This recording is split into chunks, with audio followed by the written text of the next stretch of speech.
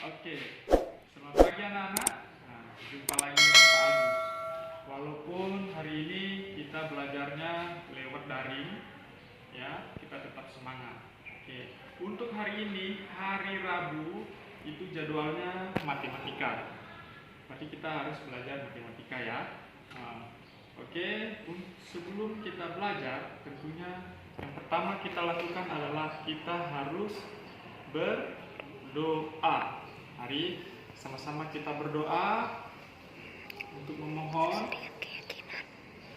Itu berdoanya ya sesuai keyakinan dan kepercayaan masing-masing. Oke, berdoa dimulai. Selesai. Oke, sekarang Bapak akan menjelaskan tentang materi pecahan. Nah, tentunya di kelas 3 kalian sudah pernah mendengar itu pecahan. Ya? Baik, dalam pecahan, ingat, dalam pecahan di kelas 4 itu pecahan. Nah, kita memiliki tujuan pembelajaran. Pertama, siswa mampu menjelaskan pecahan senilai dengan gambar dan model konkret, ya. 2. Siswa dapat mengidentifikasi pecahan senilai dengan gambar dan model konkret. Nah, sebelum kita masuk pada tujuan pembelajaran, sekarang Pak Agus akan menjelaskan apa itu sebenarnya pecahan, ya, dan pecahan itu supaya kalian paham. Oke, kita akan mulai. Apa itu pecahan? Sekarang Bapak berikan contoh. Bapak memiliki sebuah kue. Ini adalah satu kue. Satu kue, ingat, satu kue. Sekarang kue ini Pak Agus akan bagi sama 4 orang. Berarti ini Pak Agus potong-potong ya.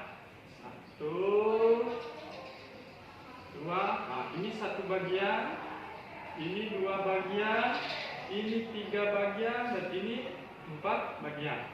Nah, dari beberapa bagian ini kita bisa membuat pecahan, yaitu pecahannya adalah 1 lingkar kue, 1 dibagi menjadi 4. Itulah disebut menjadi di bawahnya 4, ya. Berarti ini adalah pecahan 1/4.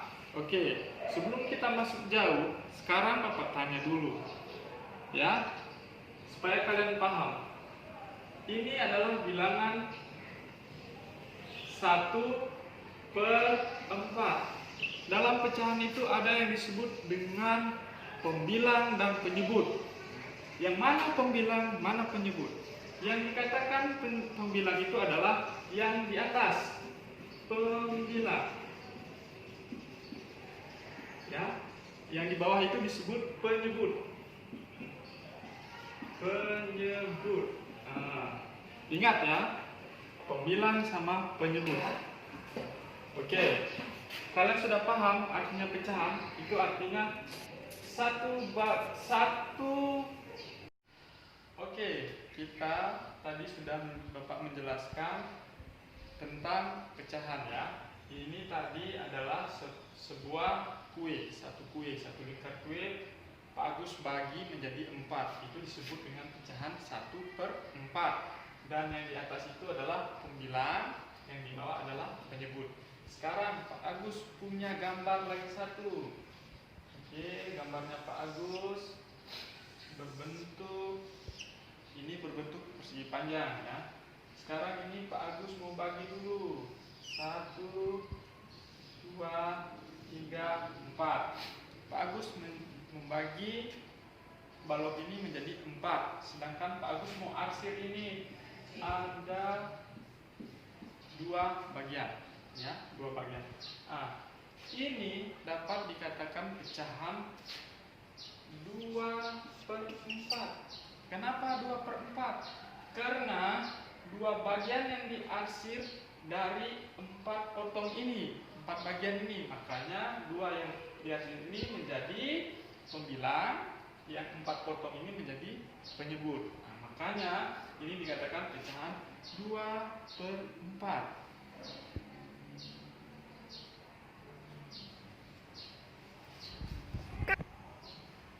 Oke, kita sudah mendapatkan pecahan 2/4 dari gambar ini. Sekarang Pak Agus buat lagi gambar yang sama. Nah, besarnya sama ya. Dan ini Pak Agus mau potong menjadi 8 bagian. 1, 2, 3, 4, 5, 6, 8 ya. Itu 1, 2, 3, 4, 5, 6, 7, 8. Menjadi 8 bagian. Sekarang Pak Agus arsir.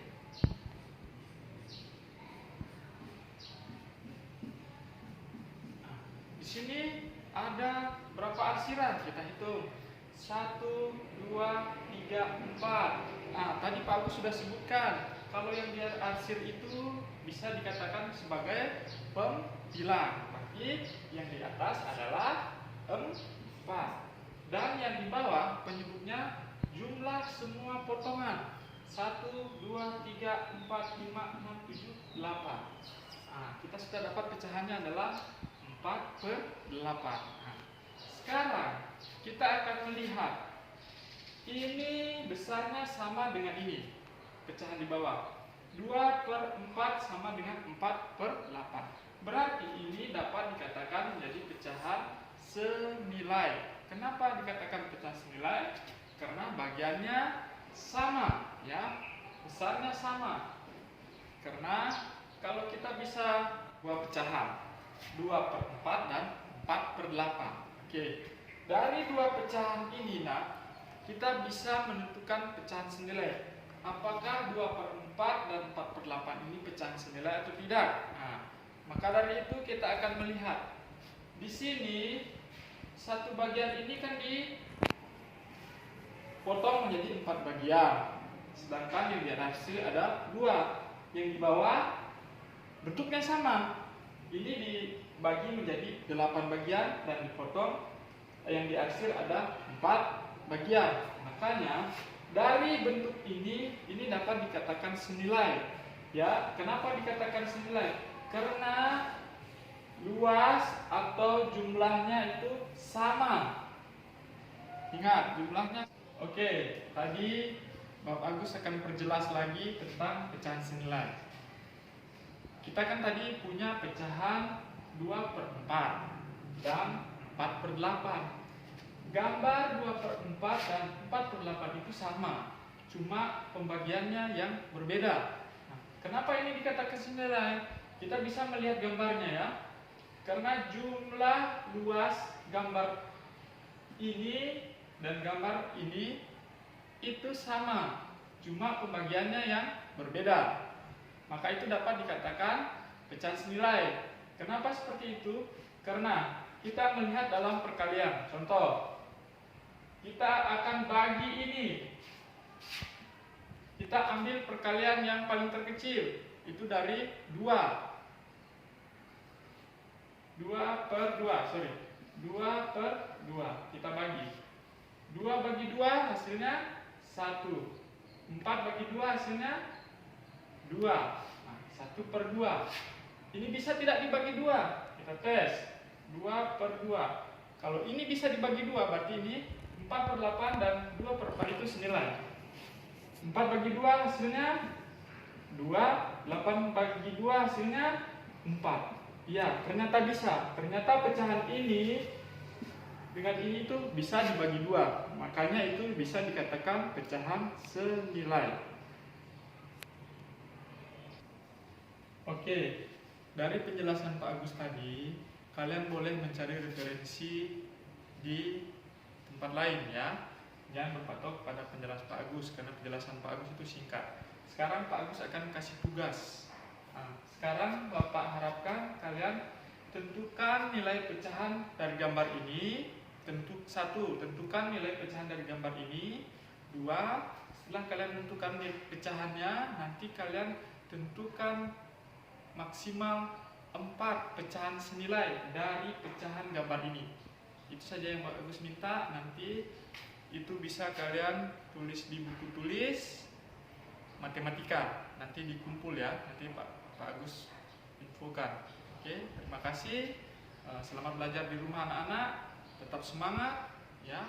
Selalu jaga kesehatan. Semangat.